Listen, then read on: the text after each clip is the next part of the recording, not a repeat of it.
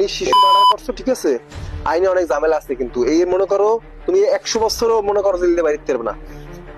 তার চেয়ে একটা কাজ কর, আমার 20,000 দে, স্ট্যান্ডিং মিটমাট করে দেই। কিসের টাকা? মাদবার সাহেবরে আমি খবর দিছি, মাদবার সাহেব আসতে আছে, সে আইসা যেটা বিচার করবে সেটাই আমি মাইনে নেব।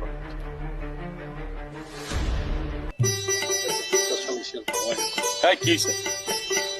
মাতবর সাহেব, ও একটা বাচ্চা হত্যা করছে, আপনি ন্যায্য বিচার করেন, আপনি যা বিচার করবেন আমি ওইটাই মানিয়ে নেব।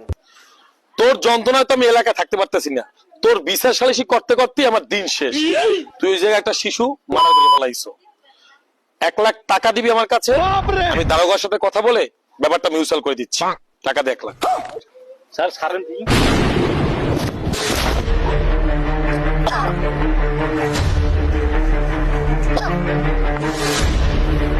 আরে এটা তুমি কি করছো?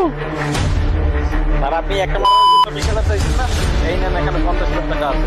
2টা মারার 40,000, আর আপনার চোখের সামনে যেটা দেখছেন এটা চুপ থাকার জন্য 10,000। শালার দারোগায় চাই 20,000 একটা মারার জন্য, আর মাতবার সাহেব চাই 1 লাখ টাকা। দিছি শালার শেষ করে।